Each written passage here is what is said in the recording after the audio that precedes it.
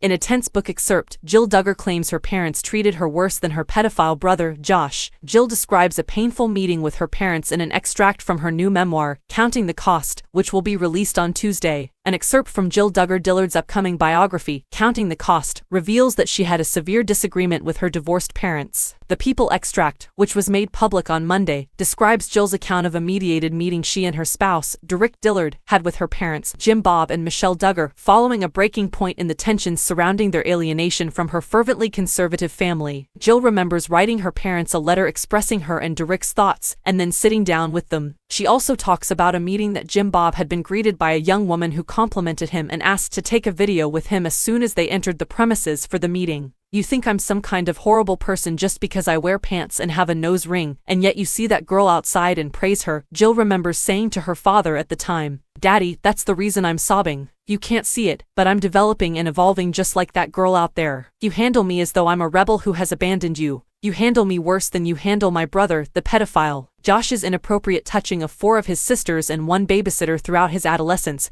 was also confirmed by the family in 2015. Among the victims were Jill and her sister Jessa. Shiny Happy People, a documentary on the family and their lives under the Institute in Basic Lives Principles, was published earlier this year. It looks at how the IBLP's conservative, sheltered lifestyle can act as a breeding ground for predatory behavior. Having a voice about what you think and how you feel, and being able to voice and say no about things, was stifled and not encouraged in the IBLP setting. In my family, Jill said in the series. The following is a complete excerpt from Counting the Cost. I'm sorry it took so long for this meeting to happen, I replied. I could feel the slight tremble in my voice as I spoke. My lungs stutter with breath. We wanted to resolve everything because some really painful things had transpired. To hold a fruitful conversation together. We all hope to be able to mend family ties as soon as possible, and we love you all. Pops had changed his body language at the moment I had spoken. His smile from the girl outside in the video had faded. Rather, he was sitting motionless, his lips clenched and his gaze fixed in a stone-cold glare. That letter you guys sent us. He came to a halt, appearing disoriented and unsure of his whereabouts. He turned to face Mom. She gave me a look. She didn't have a frown on her face or crossed arms, just a hurt look, a mother's anguish caused by her child.